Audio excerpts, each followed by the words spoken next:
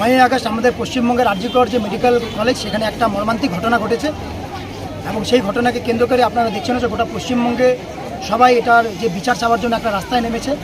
তো সেই জায়গায় ব্যতিক্রম না থেকে আমরাও মাল কলেজের ছাত্রছাত্রীরা এবং তৃণমূল ছাত্র পরিষদ ইউনিটের পক্ষ থেকে আমরা আজকে সমস্ত ছাত্রছাত্রীরা এক জায়গায় হয়ে মাল কলেজ থেকে ঘুড়িমড়ি দিয়ে আমরা একটা মিছিল করেছি এবং মিছিলের মাধ্যমে আমরা দুটি বার্তাই দিতে চেয়েছি যে যারা প্রকৃত দোষী তাদের শাস্তি দেওয়া হোক, তাদের ফাঁসি দেওয়া হোক এবং এক সপ্তাহের বেশি পেরিয়ে গেছে, সিবিআইয়ের তদন্ত করছে এই কেসটি।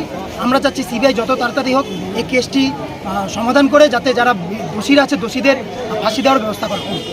আপনার নাম এবং পরিচয়? আমার নাম আনন্দ, আমি একজন ছাত্রনেতা। যে নৃশংস দুর্ঘটনাটি ঘটে গেছে গত 9ই আগস্ট, সেই নির্যাতিতা আমাদের এক প্রকার বোন, আমরা তাকে বোন হিসাবে দেখি এবং এছাড়াও আরও যত রকমের এইসব ঘটনা নৃশংস ঘটনাটি আমাদের দেশে ঘটছে, সিবিআইয়ের হাতে এখন কেসটি রয়েছে। সিবিআইয়ের কাছে আমরা মাল কলেজ থেকে ঘড়িমোড় অবধি পদযাত্রা করে সকল ছাত্রছাত্রীরা মিলে জবাব চাইছি যে আজকে সিবিআইয়ের হাতে কেস যাওয়ার 8 দিন হয়ে যাচ্ছে, প্রায় 8 দিন হওয়া সত্ত্বেও সিবিআই এখনও দোষীদের কেন শাস্তি দিতে পারছে না। এই দাবিকে আমরা আন্দোলনে সামিল করে আমরা সকল ছাত্রছাত্রীরা একজোট হয়ে আমরা আজকে এখানে পদযাত্রা করেছি। কোথা থেকে কত দূর হয়েছে? আমরা মালবাজার কলেজ থেকে সকল ছাত্রছাত্রীরা মিলে ঘড়িমোড় পর্যন্ত আমরা পদযাত্রাটি করেছি। আপনার নাম? আমার নাম মৃন্ময় ব্যানার্জি।